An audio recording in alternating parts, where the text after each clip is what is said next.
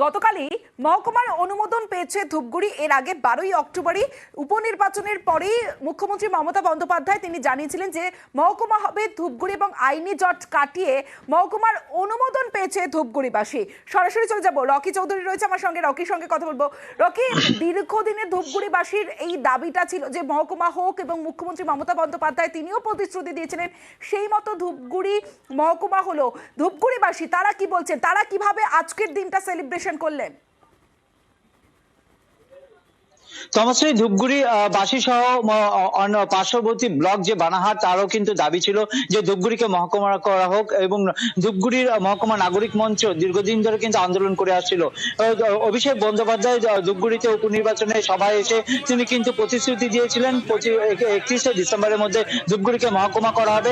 তারপর কিন্তু মুখ্যমন্ত্রী মমতা বন্দ্যোপাধ্যায় 12ই অক্টোবর কিন্তু ঘোষণা করেছে ধূপগুড়িকে মহকুমা করা হচ্ছে।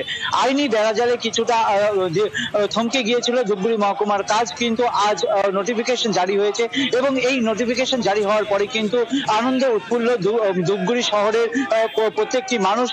দেখা গেল যে নাগরিক মঞ্চের সদস্য, সাধারণ মানুষ, এমনকি তৃণমূল কংগ্রেসের যে নেতা কর্মীরা রয়েছেন তারা কিন্তু আবির খেললো, পটকা বাজালো, এমনকি লাড্ডু বিতরণ করলো। এক কথায় বলা চলে ধূপগুড়ি বাসী যথেষ্ট খুশি এবং আনন্দে আত্মহারা। আজকের দিনটি তাদের কাছে একটু বিশেষ দিন বলে গণ্য হয়ে থাকলো। তমশ্রী। বেশ।